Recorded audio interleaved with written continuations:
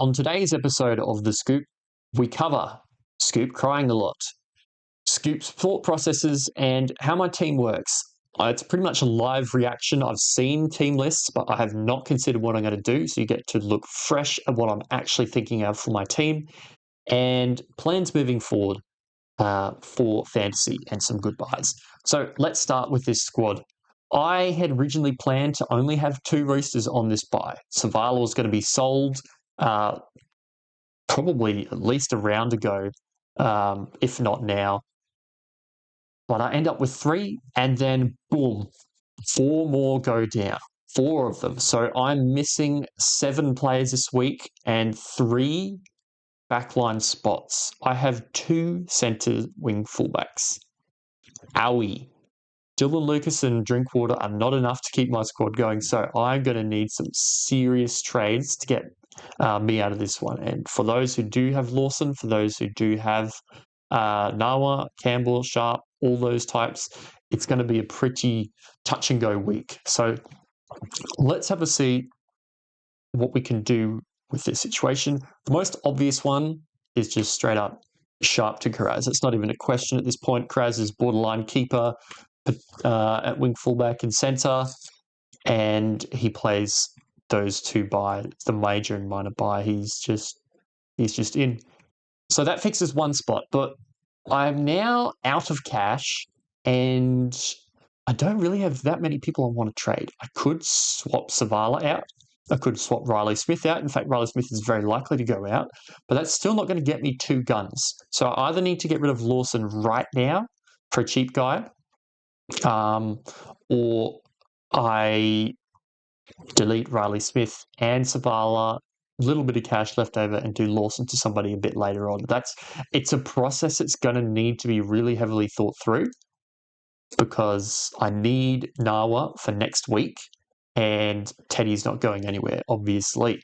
So there's a lot of moving parts here. There's a lot of things that can go wrong. Kai Pearce-Paul, does he come into the conversation as a sell? Probably not. But in this desperate time, with me holding Haas and holding Cleary and not having as much cash to splash around, that is starting to bite a little bit. Haas 101 last week was beautiful and saved me a lot of dramas, especially Herbie dramas. Nawa helps, but we will see how it ends up. I made like about 100 ranks this week, pretty much par. So that's where I've left it at the moment. So let's look at these centres and these wingers. Who am I potentially going to bring in? Now, there's probably 5 or 6 of each. There's a lot of options this week, and there's not one real good pathway. So I'll discuss each one as they come up. Dane Gagai, no round 19. No round 18 is the main thing. Straight up, he's just going to be this week and the run home. Does keep goals from Ponga, which is very, very enticing. But how many do you need? If you've got Lucas, if you've got Farnworth, and you've got a Karaz, surely that's enough, right? Maybe you've even got Furmore as well. So I think Gagai can just go through this year, unfortunately, and be somebody that I miss. Now, Garrick. Garrick is a nice solution. He plays round 18. I think he has the bye in 19 from memory. Is he one of those 3 teams? Let's have a look. The bye grid. The Sea Eagles do have the round 19 bye, so Garrick will miss that. A little bit of a pain, but not too bad. And honestly, yeah, I mean, he's on the wing, but that's also can mean a few tries, and Turbo in the centres could also help him out a little bit. I'd prefer him at centre than to wing, but at this point, he's one of the strong ones that I'd be considering. A lot of people have him, and I'd say a lot of people will be probably having a look at him. Man, I wish this bloke was still in my team, but yeah, what can you do?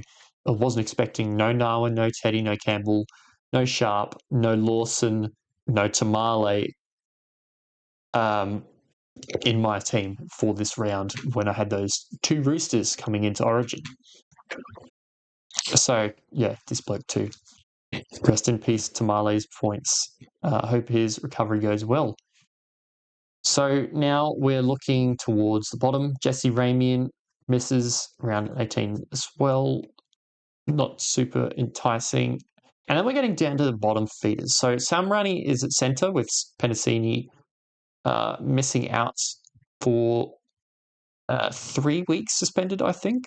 But yeah, he's not base price. I don't think it really works out.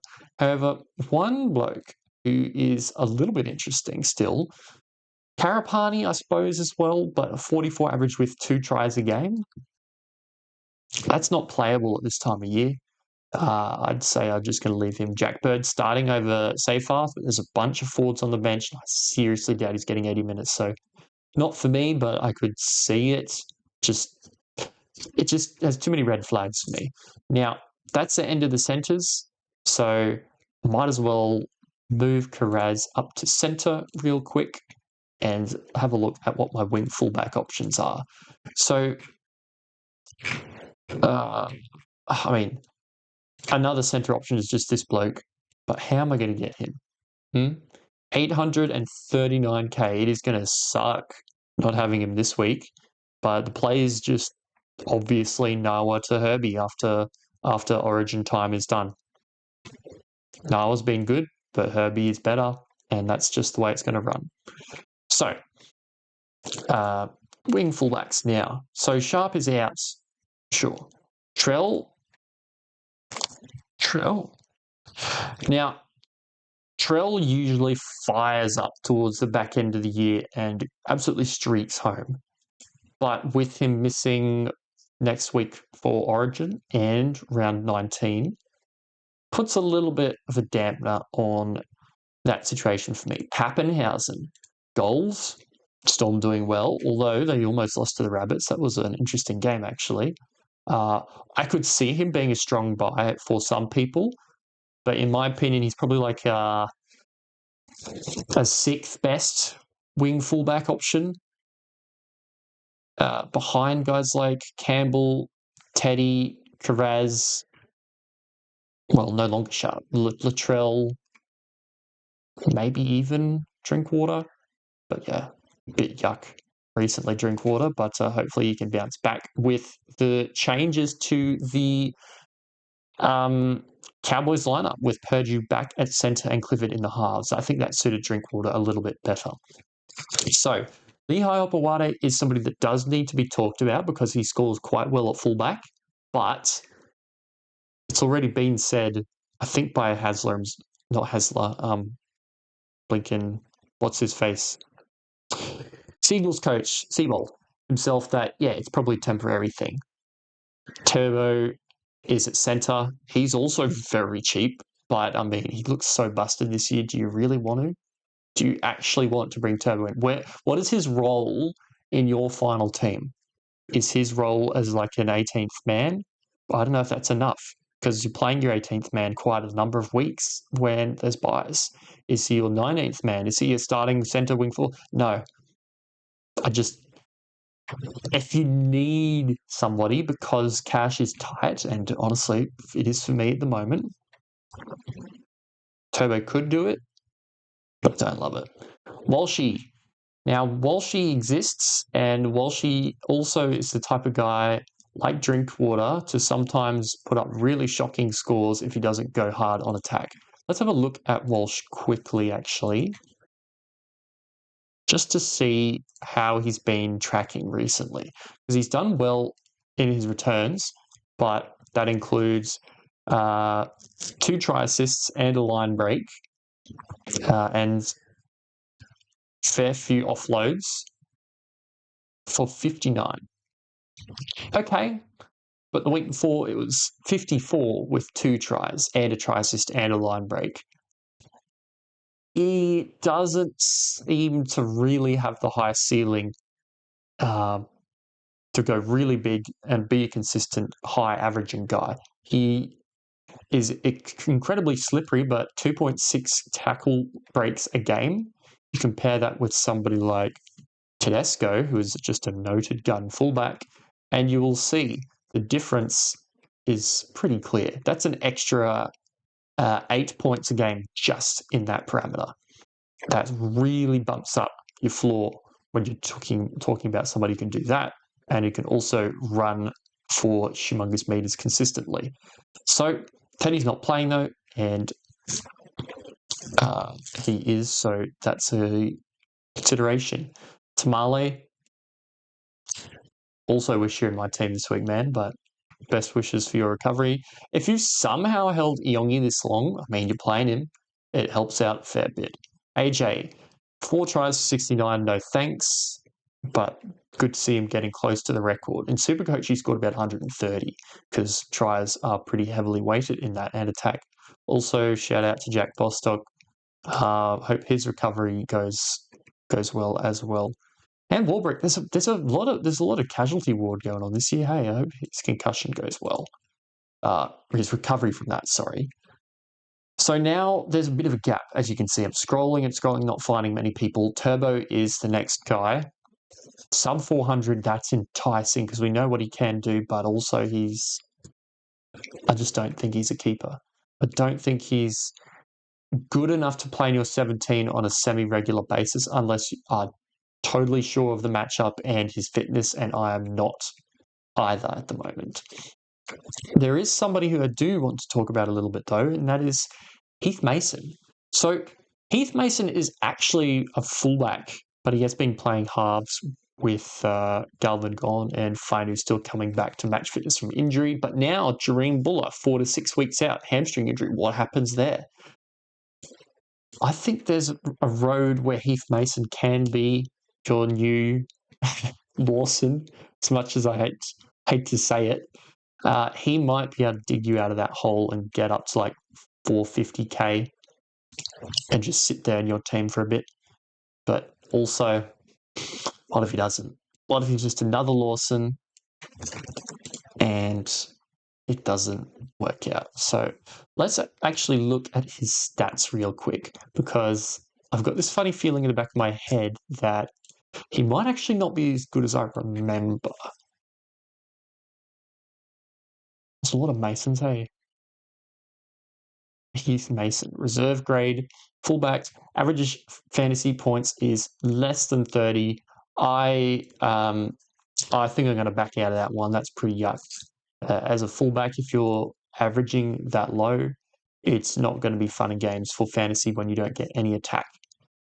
So Josh Papali'i bench. Jed Stewart is still there, 31 with a try after he was on about 23 in 15 minutes or 20 minutes whenever he scored that try. It shows that he's going to do pretty much exactly what we thought, or at least the signs are there. We thought he's not the biggest tackle-breaking, running, huge person like Tamale, and that wing doesn't get a lot of balls. So when Tamale went looking for it, it was great. But outside of that, there's not a lot of points. So, in all honesty, the situation is such that Faraz is the keeper, and I really want to bring him in. But unless I sell Campbell or Kaipi's Paul or Riley or Savala along with Riley Smith, I can't really get people that I'm very interested in having. I just can't really. I'm not happy playing them. Let's put it that way. There will be a lot of people in this scenario because they'll be playing very similar players. So it's just not fun. Fermore's probably somebody that I did forget a little bit. Just knocking out 50s. It's good stuff. It's really good stuff. But he also doesn't play that round 18. So let's have a look at what my squad looks like for round 18 right now. So at this stage, he does not play. At this stage, Teddy will play, and Lucas will not play. So my squad probably only needs one of these two guys to be a round 19 player. And for me, that rings bells on Ruben Garrick. So what I think I'm going to do is I'm going to swap Riley Smith, who came off the bench and also got suspended for 2 weeks now, for Garrick. Please work, please fit. Sometimes it just works. Sometimes you're kicking yourself because you didn't quite have enough cash. Sometimes It works. Okay, now I'm down to one spot left. This is tough. I either need to cash out Zavala right now, whereas I probably really don't want to. I would love to be able to keep him on and get him up to 600k plus when Sam Walker comes back. Because I mean, look at this. Ever since those first bunch of 30s, he's kind of done exactly a Luke Metcalf. Hey, 30, couple of good scores with attacking stats. 27. Do we sell him? Bang, bang, bang, bang, bang. Now, those tackle numbers are just, they're such a good base. That's like Jamie Humphries type stuff. 30 tackles, a lot of kick meters, not as much running, but let's just say 450 meters a game, which is 15 points. Plus, that's crazy. That's a 45 base in the last 3 weeks. Oh, and he's priced at 41. Look, for round 17, for round 18, who have I got in the halves? I no longer have Sharp, who wasn't going to play anyway. Fainu exists and could score well. I was always planning for it to be Fainu, hey, but what if I just loop these two? What if I loop them? Really, really tough. Let's just run our eyes over Kai Pearce-Paul, see whether he's even in conversation to be a sell. I seriously doubt. Yeah, it's 50-50. What am I even thinking about? What happened last game, though? They won. They won. So he didn't tackle his head off. And he didn't get as much ball, though. So hopefully there's a bounce back, because other than that round 10 game, where Knights almost won, he's run over 100 meters, well, barely sometimes, every game. And he's a bit of a tackle bot. So that 80 seems quite far distant given the way that he's scoring at the moment, but can't sell that. Don't think you can sell that at the moment. All right, that will probably do me for fantasy. I'm going to have to puzzle over this, because the pieces, either I'm going to play 16 and just cop some points loss, or I'm going to have to sell somebody important to bring in that good last wing fullback option. So if I have, now I'm back next week, we've got a full back line. If I bring Herbie in this week for a really expensive guy, I can't, can I? I can only sell Cleary, and I've held him until this time. Yeah. Heath Mason, no. Jed Stewart. Do I just do it? Then I got to get Lawson out anyway. It's a good time to have a couple trades left. I don't have that big trade advantage I used to, but I got a couple more than some players. It's just carnage out there. So let's ignore the carnage and let it sit in the back of our heads for a little bit after the first initial thoughts. Look at this. 0 rank change. I think that's the first time I have ever in any format held the same rank. But yeah, the news isn't that much better in Supercoach. So you've got, have I already used one trade? Who did I trade out? Yeah, Lawson to Kurapani. That's pretty straightforward now. Sharp is going to go out, but I don't love that many options. Lomax, Farnworth, Carraz, Garrick, Sharp. Campbell's not playing. He'll take the reserve off. Young, Hosking will play 80. That'll probably, yuck. It's so yuck playing Hosking. Did not love it.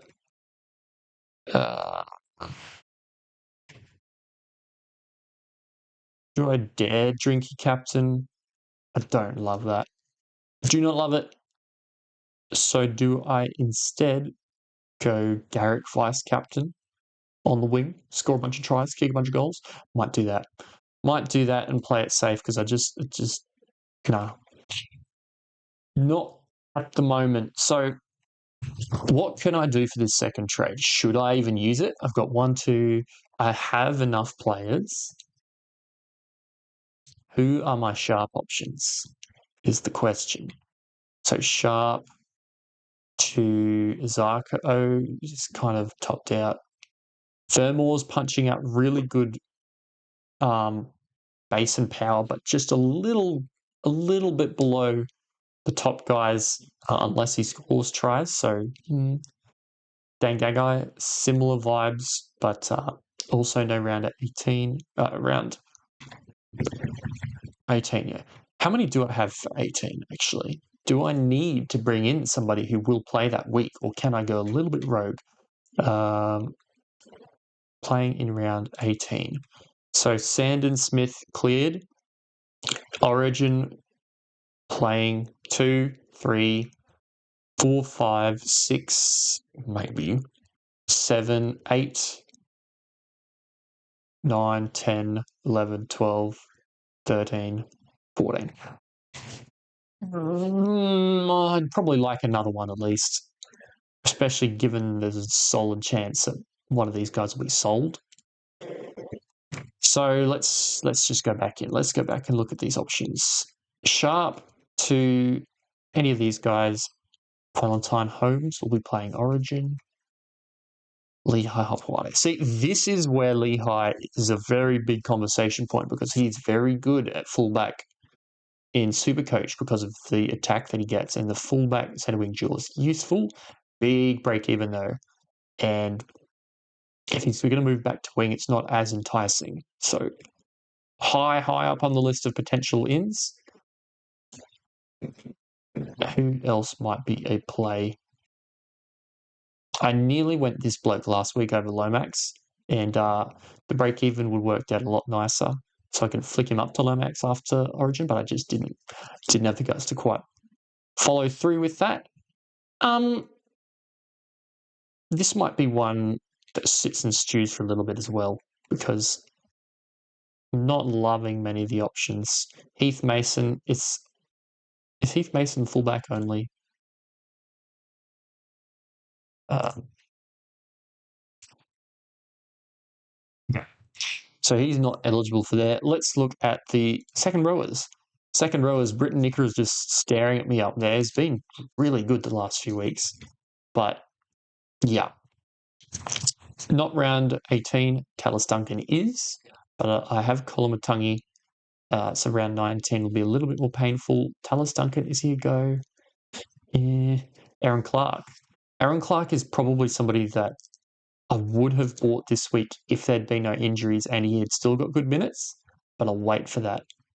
I think Hudson Young gone is interesting as well. Yeah, it's a sticky one. Maybe I'll just go Jacob Preston and make it simple. Maybe that's what I do. But I could also sit a week and choose later. So I'll leave it there for now. Those are probably going to be my trades currently. I'd say the Garrick and Carraz will likely stay, and I'll pick a cheap guy to go with that last bit. But I really would like 3 players. Really would like 3 decent players, but that's sometimes just how it rolls. So Scoop can't come up with a perfect solution, which means your team probably needs some head scratching as well. So if you do have some of these players and can manage a full back line without too much trouble, good on you. Really, really fantastic stuff. In fact, your backline may be these guys plus Farnworth, and that would be elite. For me, that's probably out of reach, so I might leave it at that, guys. You have a good week, and hopefully next week isn't as much carnage either. And, well, we'll see how we run into this final stretch of the season.